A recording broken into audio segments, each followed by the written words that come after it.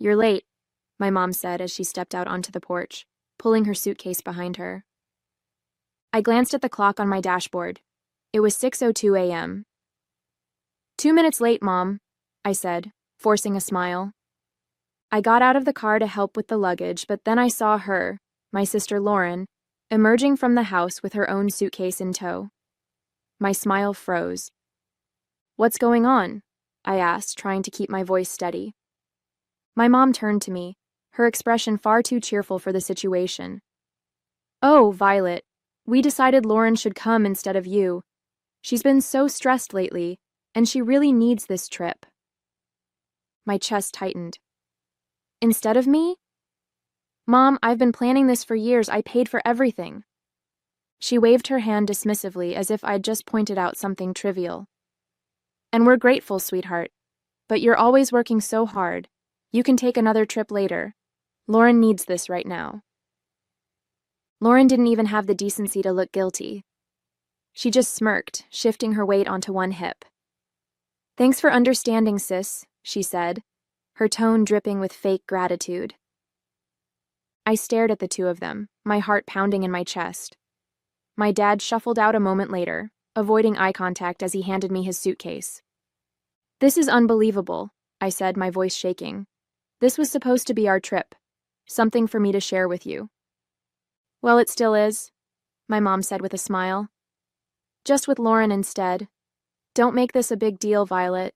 Your sister really needs a break."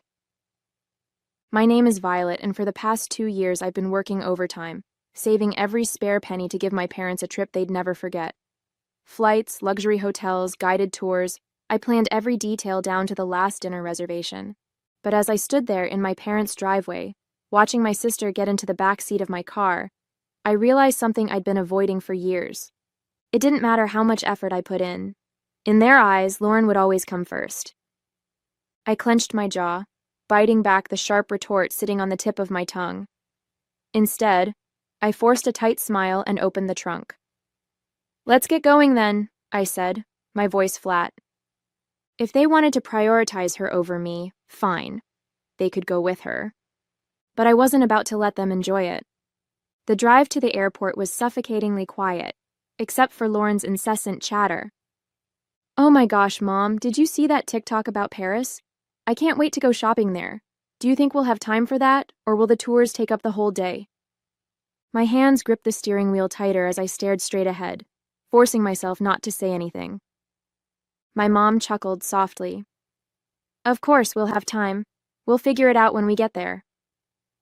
I bit the inside of my cheek. When we get there. They didn't even seem to notice I wasn't part of that we anymore. At one point, my dad cleared his throat. "Thank you for driving us, Violet. I know this probably feels unusual." I glanced at him in the rearview mirror. "Unusual? That's an interesting way to put it, Dad." He didn't respond. He just shifted uncomfortably in his seat, probably wishing he hadn't spoken at all. Lauren leaned forward from the back seat, her voice grating. "You're not mad, right? I mean, this is really big of you letting me go. I could never have afforded this on my own." I clenched my jaw and forced a tight smile. "Of course, Lauren. Enjoy the trip." By the time we pulled up to the airport drop-off zone, my patience was hanging by a thread. As I helped unload their luggage, my mom gave me a hug. "Thank you for understanding, sweetheart. This means a lot to us, and to Lauren." I nodded stiffly. "Sure, Mom." Lauren beamed as she wheeled her suitcase toward the entrance. "Thanks, Violet. You're the best." I stood there watching them disappear into the terminal, my chest tight with anger and hurt. The ride back home was a blur. I replayed the conversation in my head over and over, each word cutting deeper than the last. "This means a lot to Lauren. You're not mad, right? You're always working so hard." I parked in my driveway and sat in the car for a few minutes, gripping the steering wheel until my knuckles turned white. Then without a second thought, I marched into the house, pulled out my laptop, and logged into every travel account I'd used to book the trip. Hotel reservations? Canceled. Tours? Refunded. Airline upgrades? Nope. I stared at the confirmation emails piling up in my inbox, feeling the tightness in my chest start to ease. They wanted to take Lauren instead of me? Fine. But they wouldn't be staying in 5-star hotels or enjoying private tours on my dime. When I closed my laptop, a sense of satisfaction settled over me. They could explain themselves to the front desk staff in Paris. I was done being their doormat. The calls started as soon as their flight landed. My phone buzzed repeatedly as I unpacked my suitcase, the one I'd packed so carefully for a trip that was no longer mine. The irony wasn't lost on me as I hung up my dresses and neatly placed my shoes back on the shelf. The buzzing continued, filling the room with its relentless vibration. I sighed, picking up the phone and glancing at the screen. My mom's name flashed across it, accompanied by several missed calls and texts. I unlocked the phone and scrolled through the messages. Violet, what's going on? The hotel won't let us check in. The reservation is missing. Call me immediately. Violet, this isn't funny. Fix this now. A laugh escaped me before I could stop it. Fix this? They really thought I'd swoop in and save the day after what they'd done? The phone buzzed again, this time with a call from Lauren. I let it ring out, only for her to leave a voicemail. Violet, this is so petty, she snapped, her voice dripping with entitlement. We're stuck here because of you. You need to call the hotel and fix it, now. I rolled my eyes and deleted the voicemail without listening to the rest. For years I'd been their fixer, the one who smoothed over every mistake and picked up every slack. Not anymore. Eventually, I decided to answer, if only to stop the barrage of calls. My mom's voice hit me like a tidal wave of anger as soon as I picked up. Violet, what did you do? The hotel says the reservation was canceled and none of the tours are booked anymore. I let her rant for a moment, then calmly replied, I canceled them. There was a long, stunned silence before she hissed, Why would you do that? Oh, I don't know, I said, my tone laced with sarcasm. Maybe because you decided to take Lauren on my trip. You're lucky I even drove you to the airport. We thought you'd understand, she snapped. Understand what? I asked, my voice rising. That years of saving and planning didn't matter because Lauren needed a break? That my hard work meant nothing to you? Guess what, Mom? I don't understand, and I don't care to. I hung up before she could respond and turned my phone off, tossing it onto the couch. The silence that followed was blissful, and I felt like I could breathe again. If they wanted to prioritize Lauren, fine. But they could figure out the rest of the trip without me. The silence lasted only a day.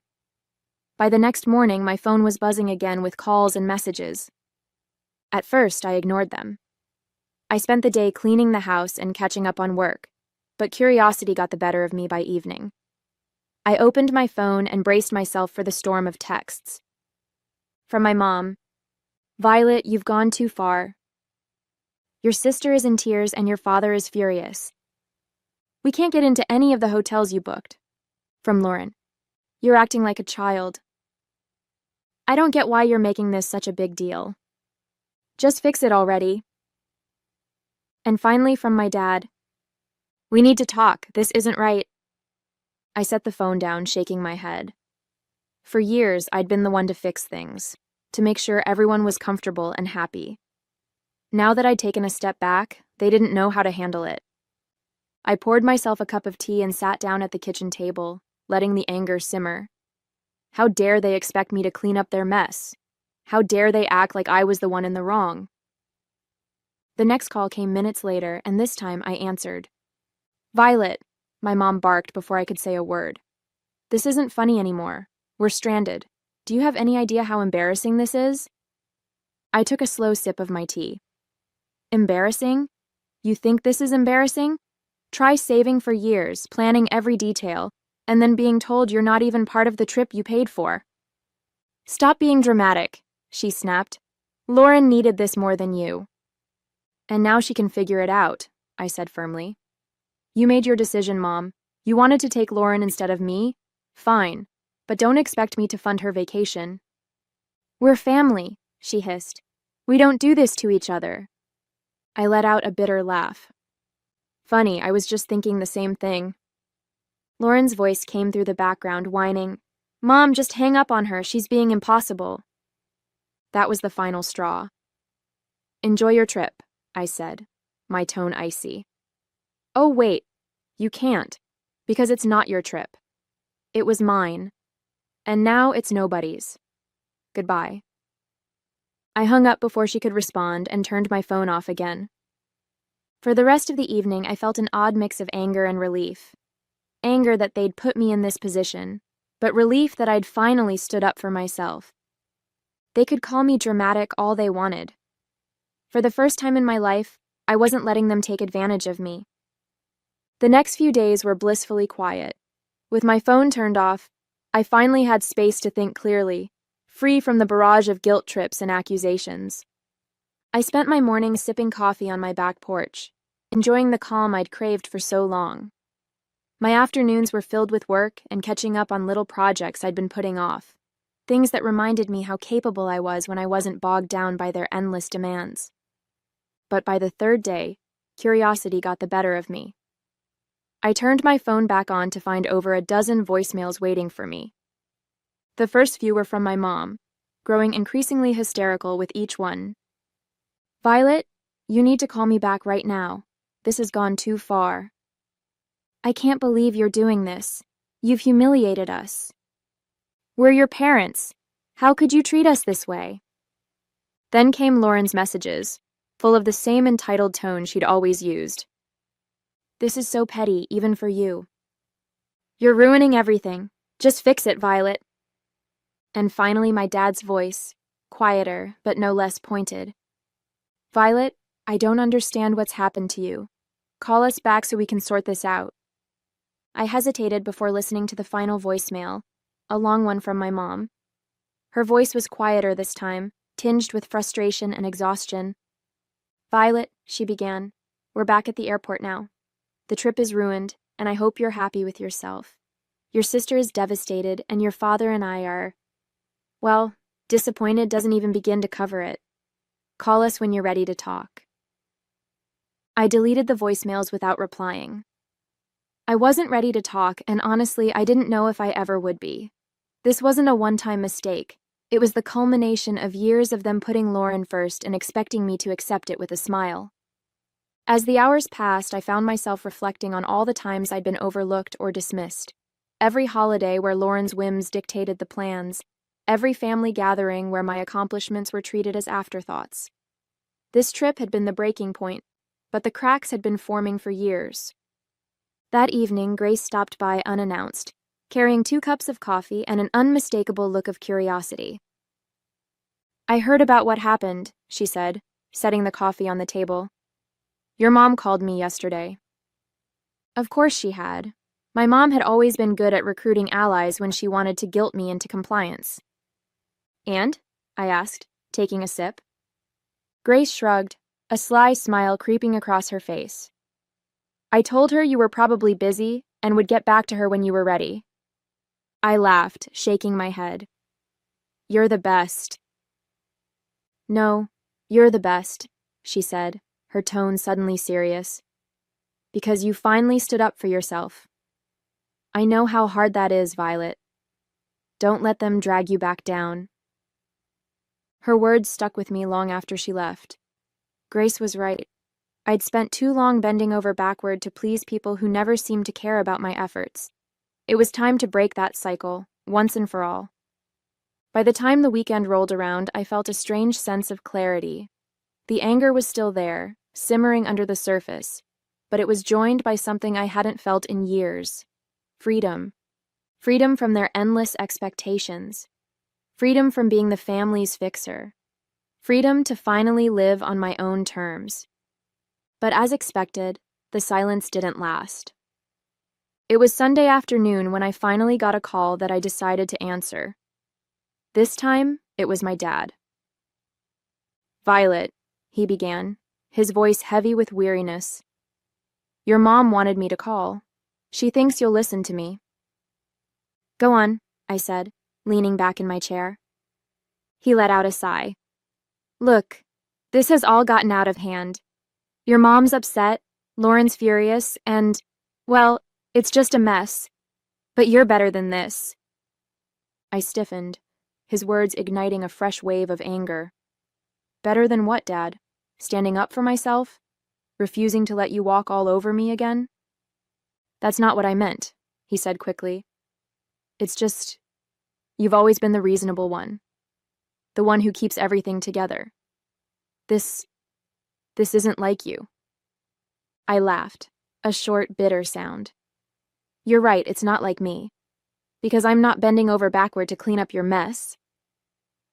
He paused, and for a moment I thought he might finally see my side of things. But then he said, You're punishing the whole family over one decision. Is that really fair? Fair? I repeated, my voice rising. You want to talk about fair? Was it fair when you and Mom decided I wasn't important enough to be part of the trip I planned? Was it fair when you replaced me with Lauren like I didn't matter? That's not what we were trying to do, he said, his tone defensive now. We just thought Lauren needed it more. Of course you did, I snapped. You always think she needs more attention, more support, more of everything. And I'm always the one expected to sacrifice for her, not anymore. The silence on the other end of the line was deafening. Finally, he said, I don't know what you want me to say. I don't need you to say anything, I replied, my voice steady. I just need you to understand that I'm done being the afterthought. From now on, I come first. Violet. Goodbye, Dad. I ended the call and set the phone down, my hands trembling. For the rest of the day, I let myself feel everything. Anger, sadness, relief. It wasn't easy, but it felt like the start of something new. I wasn't the family's fixer anymore, and I wasn't going to be. They could figure out how to clean up their own messes. When my parents and Lauren finally returned, I was waiting for them at their house. I'd parked in their driveway, sipping coffee and feeling surprisingly calm as I watched their taxi pull up. As they stepped out, dragging their suitcases behind them, their faces were a mix of exhaustion and irritation. Lauren was the first to speak. Well, I hope you're happy, Violet. I raised an eyebrow, staying seated on the porch swing. Happy about what? Our trip was a disaster, my mom snapped, waving her hand as if to brush the whole thing away. We spent the entire week staying in dingy hotels and eating terrible food because we couldn't afford anything decent. And don't get me started on the tours, Lauren chimed in, crossing her arms. Oh, wait, there weren't any. Do you know how embarrassing it was to show up and be told there was no reservation? I took another sip of coffee, letting their complaints wash over me. Sounds rough, I said finally, my voice calm. But you wanted to take Lauren, remember? I'm sure you all had some great bonding time. That's not the point, my mom shot back, her voice rising. You knew we couldn't afford all the things you'd planned. You set us up to fail. And I stood up, setting my mug down on the small table next to me. No, Mom, I didn't set you up for anything. I planned a trip for the three of us. Something special I'd been saving for years. You're the ones who decided to cut me out at the last second. My dad finally spoke up, his tone quieter but no less accusatory. You didn't have to cancel everything, Violet. That was extreme. Was it? I asked, folding my arms. Why should I have paid for a trip I wasn't even invited to? If Lauren needed it so badly, you should have planned it yourselves. You are lucky that I didn't cancel the return flight. Lauren rolled her eyes. You're so dramatic. It's just money, Violet. And you're so entitled, I shot back, my patience finally snapping. Do you have any idea how much work and sacrifice went into planning that trip? Or do you just assume things magically appear for you because someone else takes care of it? They stood there, stunned into silence for a moment. I've spent years being the responsible one, I continued, my voice steady but firm. The one who fixes things, plans things, makes sure everything runs smoothly, and you've spent just as long taking it all for granted. That's not fair, my mom started, but I held up a hand to stop her. No, Mom, what's not fair is how you treated me. You chose Lauren over me, like always. So I chose to stop being your doormat. You didn't want me on the trip? Fine. But you don't get to enjoy the benefits of my hard work without me. I grabbed my bag from the porch swing and turned to leave. I'm glad you're back safely, But don't expect things to go back to the way they were. I'm done. As I walked to my car, I heard them calling after me, their voices a mix of anger and guilt. But I didn't look back. The drive home from my parents' house felt strangely peaceful. For years, every visit had left me emotionally drained, but this time I felt lighter. I'd finally said everything I'd been holding in, and for once, I wasn't worried about their reaction.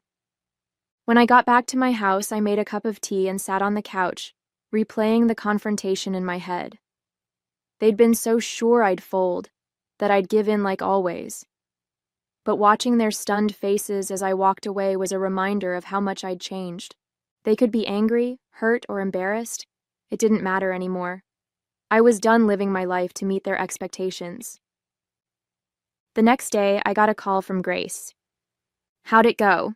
she asked, not bothering with pleasantries. I laughed, leaning back against the kitchen counter. "Exactly like you'd imagine. They're furious, Lauren's pouting, and Mom is probably trying to figure out how to guilt me back into line." Grace let out a snort. "Let her try. You've got a backbone now, and I'm here to make sure it stays in place." I grinned, grateful for her unwavering support. "Thanks, Grace. I mean it. You've been my rock through all of this." "Anytime," she said, her voice softening. "So what's next for you, now that you're not playing family fixer anymore?" That question had been circling in my mind since the confrontation. What was next? For years, so much of my energy had been poured into trying to please my family, trying to earn their approval. Now that I'd let go of that burden, the possibilities felt endless, and a little intimidating. "I don't know yet," I admitted, "but I feel like I get to decide. Not them, not anyone else. Just me." "Sounds like the start of something amazing," Grace said, and I could hear the smile in her voice. Over the next few weeks, I started making small changes that felt big in their own way. I redecorated my living room, swapping out the hand-me-down furniture from my parents for pieces that felt uniquely mine. I spent weekends exploring local cafes and parks, things I'd always meant to do but never made time for. And I started journaling, writing down my thoughts and dreams without filtering them through the lens of what anyone else might think. Each small step felt like reclaiming a part of myself I hadn't realized I'd lost. One evening, I sat down with my laptop and opened the spreadsheet I'd used to plan the trip. The canceled reservations stared back at me, and I didn't feel a pang of regret. Instead, I felt a surge of determination. That money had been meant for a once-in-a-lifetime experience, and I wasn't going to let it go to waste. Closing the spreadsheet, I opened a new browser tab and typed solo travel ideas. A few weeks after my parents' return, I booked a solo trip to Italy. It wasn't the same itinerary I'd planned for them, and it wasn't about proving a point anymore. This was for me, a chance to celebrate my independence and finally put myself first. The moment I landed in Rome, I felt a surge of excitement and nervousness. I'd never traveled alone before, but as I stepped out of the airport and into the bustling city, I knew I'd made the right decision. I spent my days wandering cobblestone streets, marveling at ancient ruins and indulging in meals at charming little cafes. There was no schedule, no one else to consider, just me and the freedom to do exactly what I wanted. One afternoon, while sitting on the Spanish steps with a gelato in hand, I pulled out the journal I'd brought with me. For years, I'd written about what I wanted to achieve, but those dreams were always wrapped up in making someone else happy. Now, as I wrote, the focus shifted. Learn a new language, start a small business, travel to at least 5 more countries. The list grew, each goal a reflection of the life I wanted to create, not the one I'd been expected to live. On my last night in Florence, I had dinner at a small family-run restaurant overlooking the Arno River. As I watched the sunset paint the sky in hues of orange and pink, I felt a deep sense of peace. This trip had been more than just a vacation, it was a turning point. I'd spent so much of my life trying to earn my family's approval, but here, thousands of miles away, I realized something important. I didn't need it. I was enough, just as I was. When I returned home, my parents tried to reach out again, this time with softer tones and carefully worded messages. "Hope you had a nice trip. One text from my mom read, "Maybe we can all talk soon?" I stared at the message for a moment before setting my phone down. I wasn't ready to reply, and that was okay. This time, it would be on my terms. As I unpacked my suitcase and placed souvenirs on my shelves, I felt a sense of pride. A week after returning from my trip, I received a call from my mom. This time I answered. "Hi, Violet," she began, her tone unusually soft. "How was your trip?" "It was amazing," I replied, keeping my voice neutral. "That's good to hear," she said, pausing as if searching for the right words.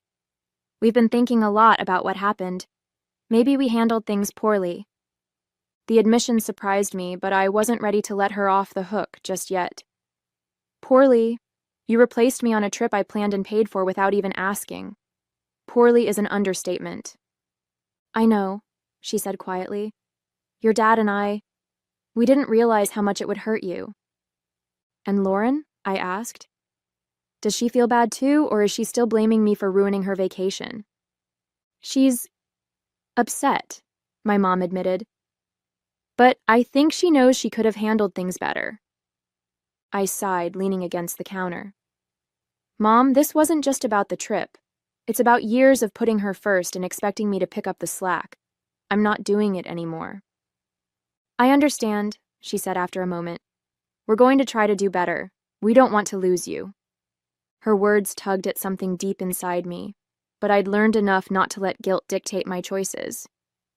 "I'm glad to hear that," I said. "But it's going to take more than words to fix this.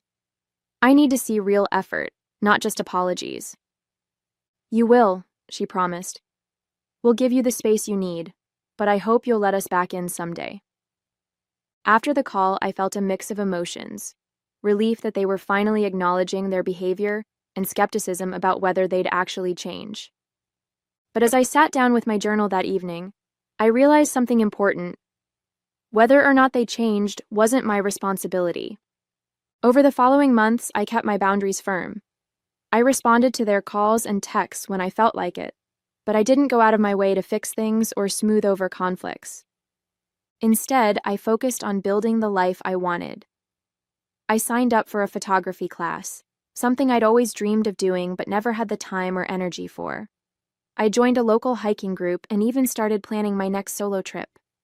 Each step I took felt like reclaiming another part of myself. One day, as I sat on my porch watching the sunset, I realized how far I'd come. I wasn't the person who bent over backward for people who didn't appreciate me.